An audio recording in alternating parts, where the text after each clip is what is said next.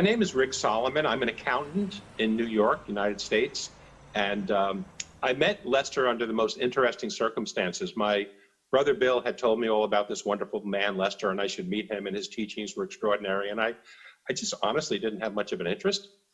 That sort of thing didn't appeal to me. I didn't really understand what that was about. But one day Lester needed an accountant, and Bill called me and said, Lester wants to meet you. And I said, okay, that's real, that's business, let's talk. So that's how I met Lester. I had an interview with him to be his accountant. He hired me on the spot, and he said, well, don't you think you should know what we do? And I said, sure. So he said, come to our class. And I did within a month, and learned his process of letting go. And so it was sort of a coincidental, if there's such a thing, meeting with Lester. Actually, the day I met Lester was quite interesting. I went to his office, and the receptionist said, yeah, go right in, he's expecting you. So I walked in, and there was a woman in the office standing in front of his desk actually yelling at him. And I apologized. I said, oh, I'm sorry. They said I could go. And he said, no, sit down and I'll be with you in a minute. And I'm feeling pretty uncomfortable because this woman is just, Lester, I don't remember what she was saying, but she was really letting him have it with great anger. And so I'm feeling uncomfortable. And then I glance over at Lester, wondering how he's reacting to this. And I see this beautiful, peaceful, loving smile on his face while she's yelling at him. Didn't say a word. And then all of a sudden she says, oh, Lester, I'm so sorry. I don't know why you did that. He said, oh, no problem. It's okay. And I'll talk to you later. And I thought to myself, oh my God, if I could be so peaceful and still and loving when someone was screaming at me like that, that would be extraordinary. So I never forgot that. That was just a demonstration of what it was like being in that space. How Lester discovered freedom was quite interesting because the truth is he wasn't looking for it, at least not knowingly. He was a successful businessman. He was enjoying life, but was searching for something, was searching for happiness. Why did he want to make money? Why did he want to have the relationships he was in, like every other human being, looking for happiness? And he didn't find it. He found bits and pieces of it. And then in the 1950s, he suffered a massive heart attack and nearly died. And became really upset and wondered, what's gone wrong with my life? Why have I not found happiness? And what that led him to was a process inadvertently of just starting to let go of things in his life that weren't working.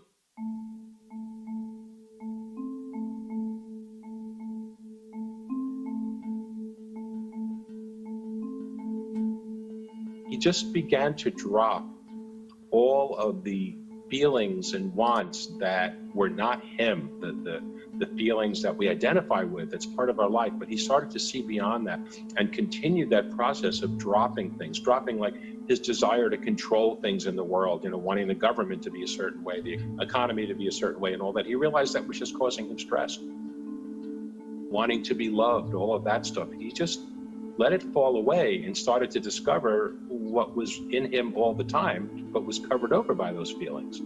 He discovered that what he was looking for, the happiness that he was looking for, was his inherent nature, but it was covered over by all these wants and desires that can never be fulfilled.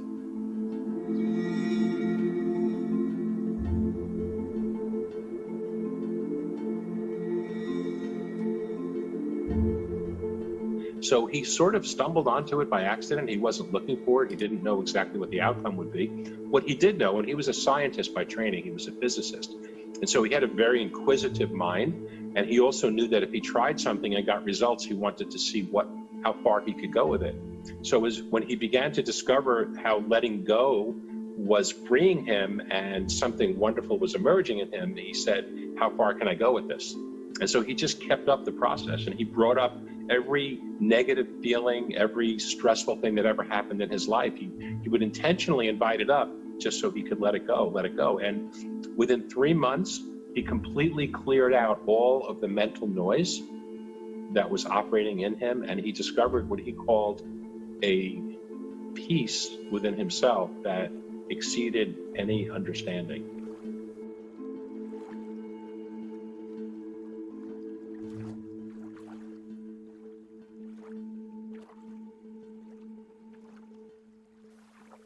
I'm Kate Freeman, and I live in Washington State in the US. Lester was a physicist. He actually got a full scholarship, But it was a time when there weren't many scholarships given.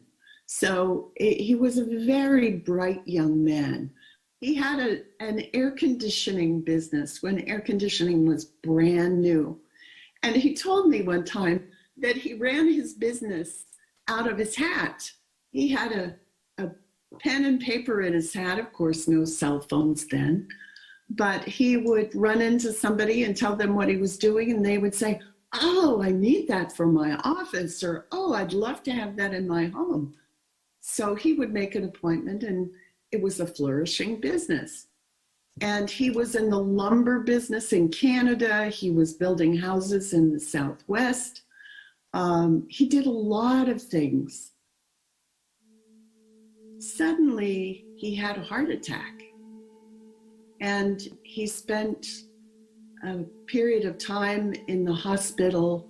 And when it came time for him to go home, the doctor said, "Now you need to not bend over to tie shoes. So you need to wear loafers, because if you bend over to tie your shoes, it could put too much strain on your heart and you could die."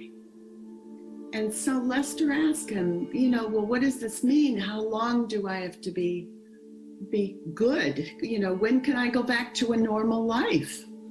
And the doctor told him, "Probably never. This is probably, you'll just have to take it easy from here on out." And Lester really got the understanding that he was saying, basically, go home and make your peace with your life and make your arrangements, because you're going to die.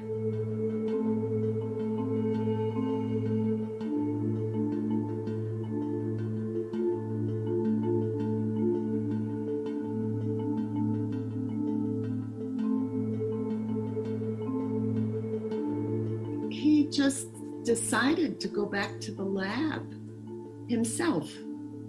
And he realized he'd never been really happy, truly happy. So he started to look for the times when he was happiest. And he saw that he was happiest when he was loving. And he thought of all the times that he was really feeling love for someone. So he went back through his life and he corrected all the times he wasn't loving. And as he did that, he started to be happier and happier and more joyful, more aware. He had so much energy that he couldn't sit still. He would go out on the streets of New York and walk and walk and walk. His joy was almost uncomfortable, he said. There was so much joy. And then he started to see that he wanted to change everything. He wanted to change the government. He wanted to change the way people were. He wanted to change his friends. He wanted to change everything. So he started to drop that. And he just let things be. He then reached a place where he started to see something. He said out of the corner of his eye, he started to see like a shadow. And he realized that he was afraid of dying. So he started to let that go. And he said he shook and shook like a little old man. And of course, he was in his 40s at this time. He was young. But he said he just physically, his body shook. And one day he asked, "Is there anything beyond this?" And he stepped into the peace. That's the way he said it. He stepped into the peace. And it was always with him.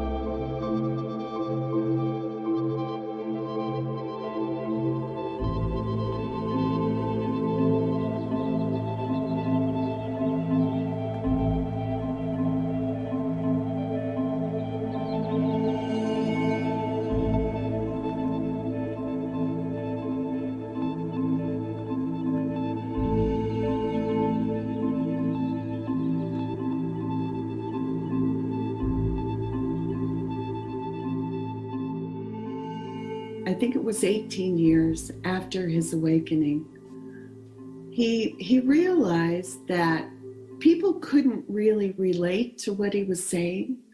So he decided to bring himself back down so they could understand better, because he wasn't speaking their language. My name is Mike Klein. I first met Lester in 1976. What he said, or what was said about him, was true, that he had taken this process, this releasing process, as far as a human being could, as any human being could. He was down to the last piece of limitation.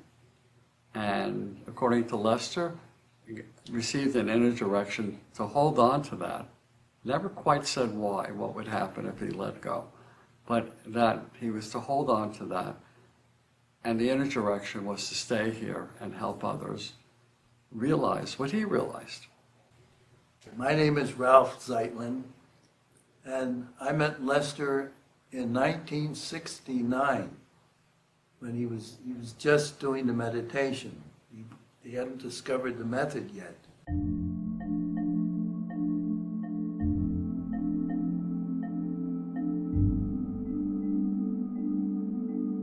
January 1975, I heard, oh, Lester's got his own method now. In 3 days, I was in Sedona, just made a beeline. Lester's got a method. I don't care what it is, I'm going to learn it.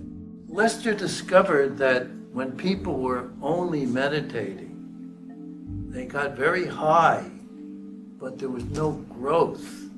There's a difference, because people would say, oh, I feel good, oh, I just want to feel good.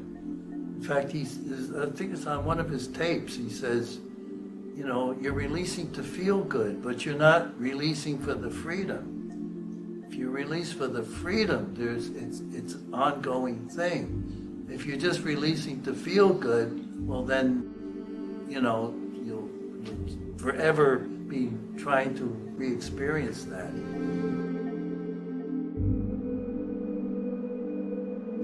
He asked himself, how can I get this across to people so they can do what I did by themselves? And then he said the whole thing just fell into his lap. He saw the whole picture. And he presented it, and people were within one release, he said, was equivalent of months of meditation.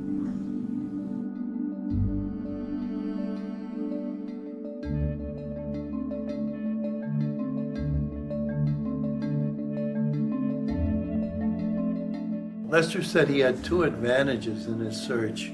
One, he had a gun to his head. He had his heart attack. He was going to die any day. So he had to have the answers. The second advantage was that he knew nothing about the subject. He didn't fill his head full of concepts. And he said that was the greatest advantage.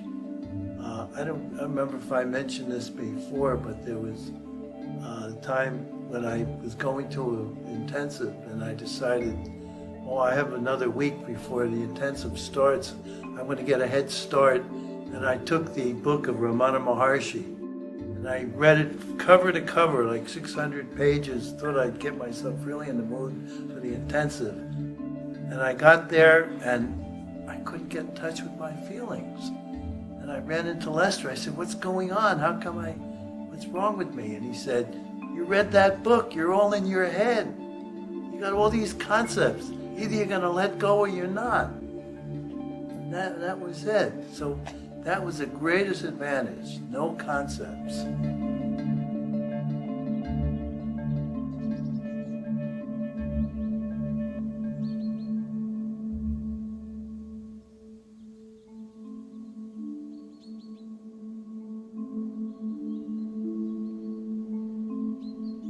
For me, being with Lester meant I was going to be stirred up. And, you know, as much as I wanted to say I wanted to be stirred up, I really didn't. You know? I didn't experience this, but I observed this at the old Sedona Institute in Phoenix on Missouri Avenue. Lester came in one morning and he moved two of the desks. One was Enrica's.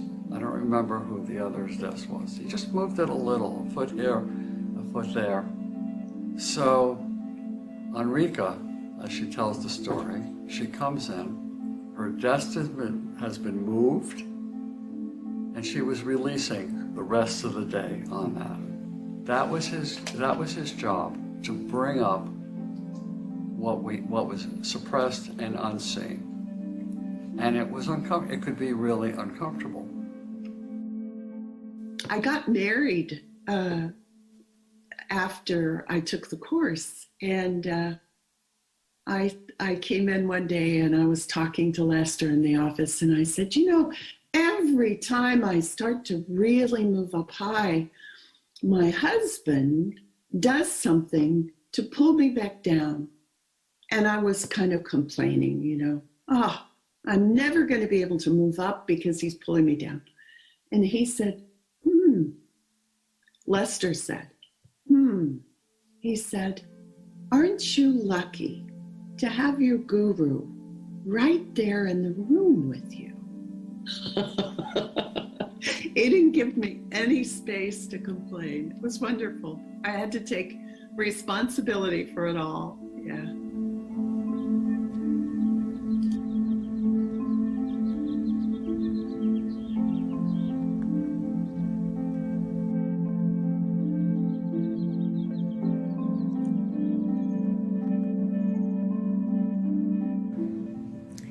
We mustn't forget how funny he was. Because he said so many important things, we sometimes forget the mirth, the love, the fun. And the fun in Lester is what made it stay in our hearts.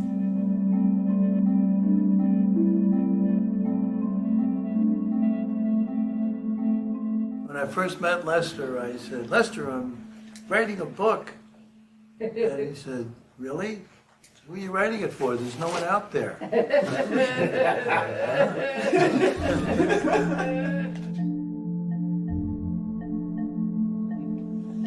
But I remember once I said, Lester, why is all this happening? And he goes, it's not. You never knew what he was going to say. I mean, it was just uncanny. Lester and I are sitting at a small table, just the two of us, in Sedona. And we were talking, and I happened to notice Lester's teeth. And I look at his teeth and I say, Lester, you have pretty good teeth for a guy who's 68. And Lester, without missing a beat, says, some of my ideas are pretty good too. You know? And just kept right on going. I was the chef for the retreats. And we called them intensives in those days. And we had what we called the kitchen intensive. We had our own little skirmishes and so forth. And one day, it was really things we weren't releasing. We got into a big fight. We're really rolling on the ground, physically, fighting. People had to separate us. And Virginia comes in, she says, what happened? And I told her, she said, oh my God, this is a spiritual place. We can't have anything like that here. And then Lester came in and he said, what happened? And I told him, and he says, that's the way, Ralph. Puts his thumbs up.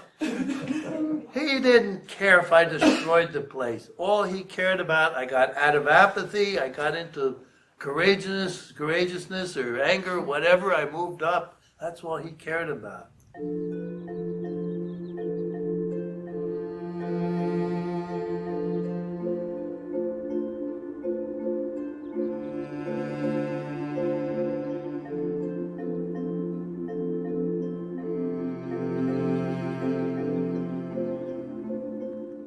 He was different with different people. I saw him be very direct with some people he was always very loving with me. I think he probably knew that that's what I needed, that I was encouraged and felt very valued. And it was a wonderful expansion in my understanding, because I felt so safe with him. And I trusted him impeccably because he just felt very safe. Lester had an extraordinary way, and so many people you talk to who knew Lester, who were privileged to know him, will tell you that what he said was so perfect for that person. He would say very different things to different people, but he knew where you were at. He could feel you were at where you were at. He would share with you and support you wherever you were. And he'd provoke you. He wasn't afraid to poke at you at all, because he would see the pieces of ego that were remaining. And he would definitely help you see them. If he knew that you were genuinely interested in releasing, his support was completely unconditional. He was a beautiful soul to be with in many ways.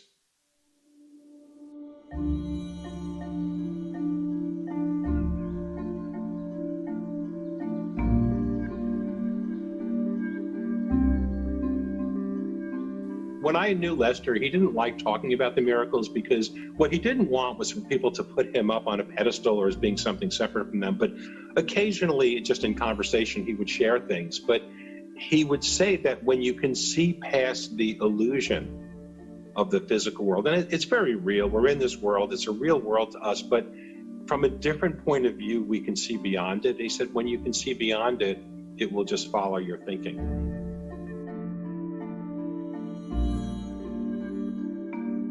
Helping me lift something super heavy, several hundred pounds or something. He finally got it down, and my heart's pounding. I'm sweating profusely. I can't catch my breath. I look over, and here he's standing there as if he had done nothing. I said, Lester, how's that possible? You're twice my age. And he said, very simple. He said, you use most of your energy fighting your feelings. I have all my energy available to me. One time we were out at the retreat center before, maybe it was during the time they were building, and he would always give us the tour.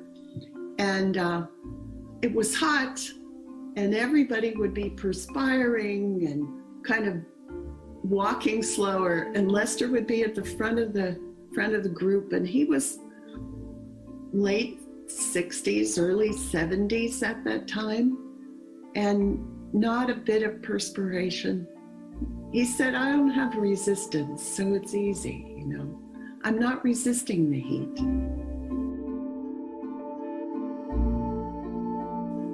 And there was one time in particular, because he always felt completely safe, he knew who he was. There was no sense of fear or wanting survival in him. And one time I was in the car with Lester. We were in Sedona driving up to a hotel, motel called Sky Ranch, and it's at the Sedona airport. And anyone who knows Sedona knows the airport's on top of a mesa. And the road up to the airport was a road cut into the edge of a mountain. And there were no guardrails on that mountain. And Lester was driving. And it's probably a 4 or 5 minute drive along that road. And so I'm always nervous. I was always nervous on that road. Lester was driving, talking to me and looking at me the entire time.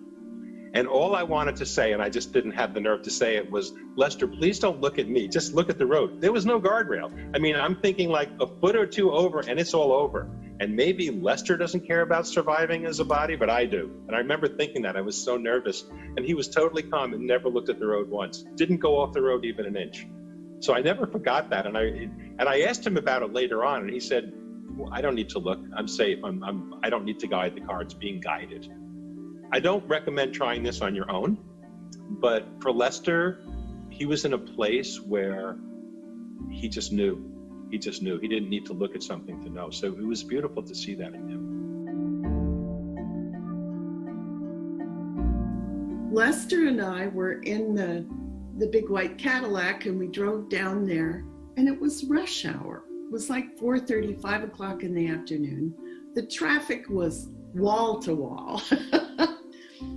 And we we went into the gas station, and then he came out.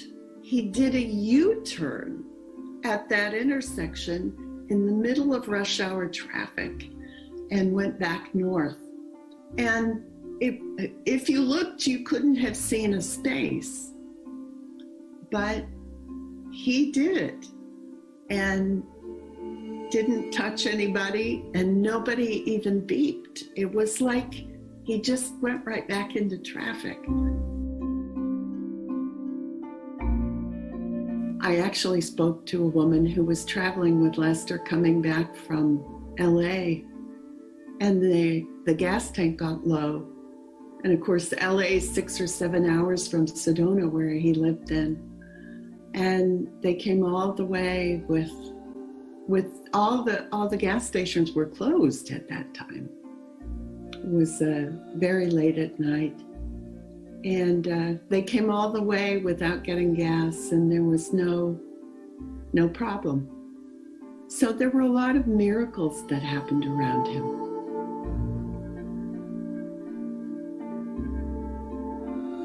One time I was in New York, and I was leading the New York area as a coordinator for Lester, and I got a call from a gentleman who said, he introduced himself, I don't remember his name. He said, "I'm looking for someone named Lester Levinson. I heard he might be associated with this organization."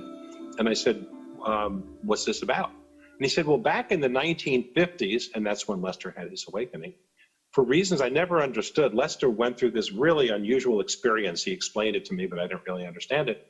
And then he gave me an apartment building that he owned, that he invested in. He just signed the deed over to me. Now, we were good friends. I had no idea why he did that, and I don't think I ever really properly thanked him."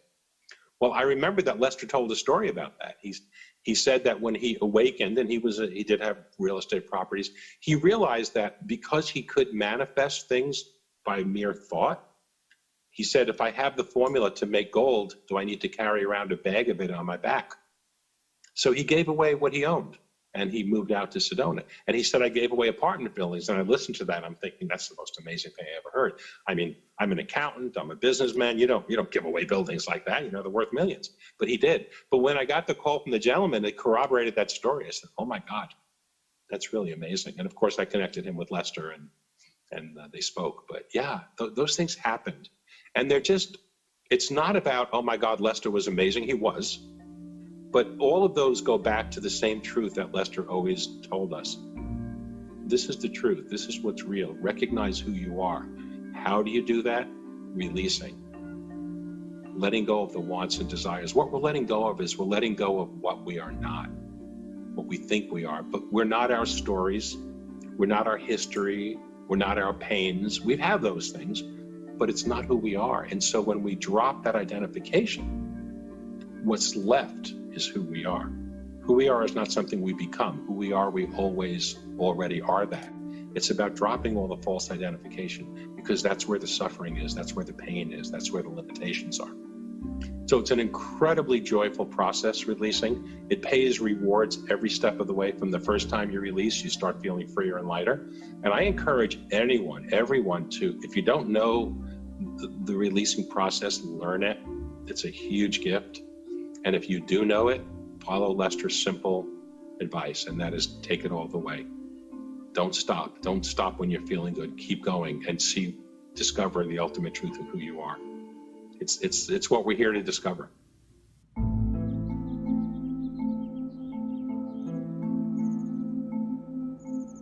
I was Lester's caretaker the last 2 to 3 months of his life, which means I was there most of the day during the day at the beginning, and when he was dying, I was there 24/7.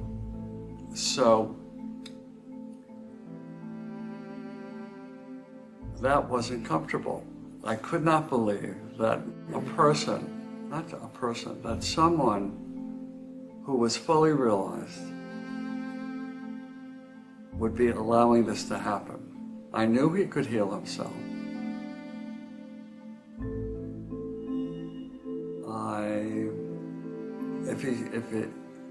I knew he could.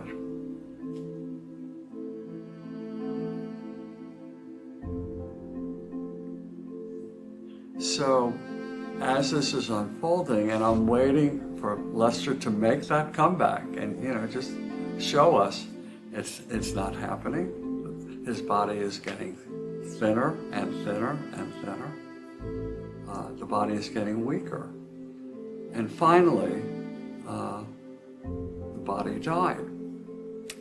And all this while, I am amazed that this is actually unfolding as it's unfolding. It was personally overwhelming.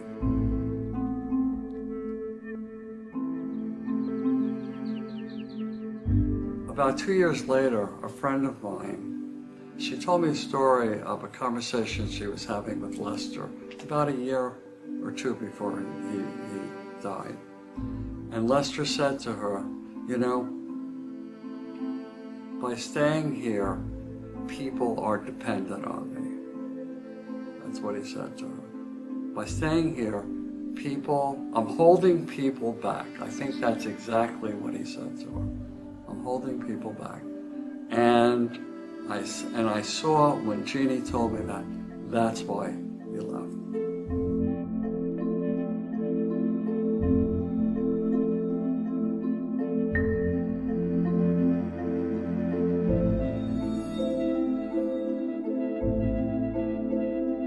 This is the biggest thing. You know, when people who know I was with Lester, I was his caretaker, and they say to me, you were so lucky to be with Lester. And I say, you're right. It was really very, very lucky. But he is available now. Lester goes where he's invited. He goes where he's invited. And he's always there to help others who ask for his help and want to be freer. Always, he's there.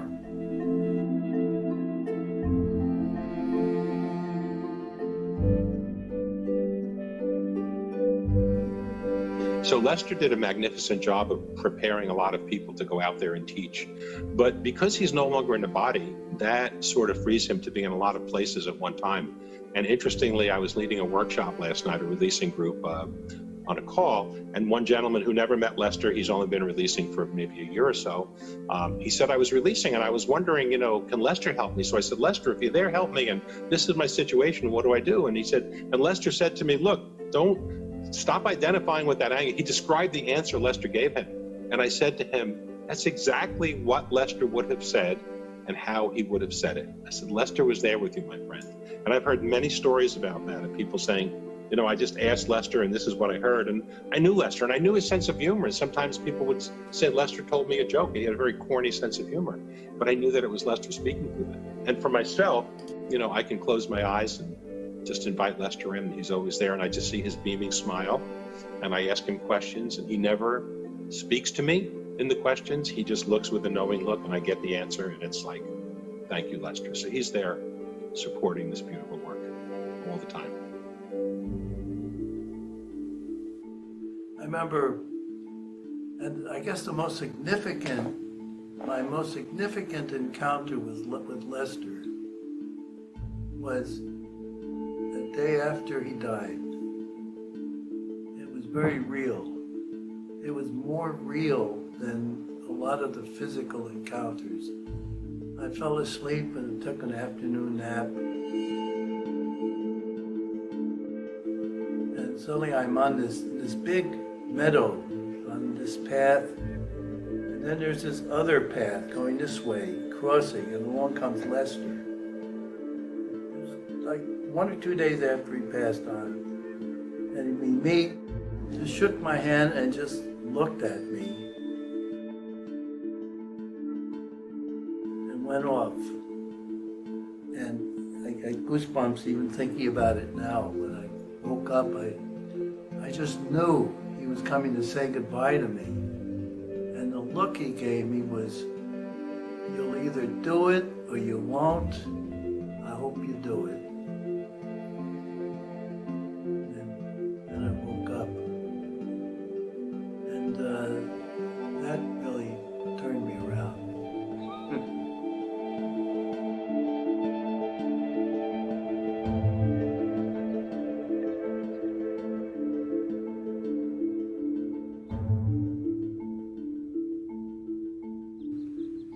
really spoke very, very simply and very directly.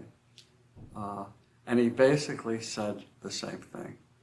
You're an unlimited being. How long should it take an unlimited being to do a 6-week job? Why not do it?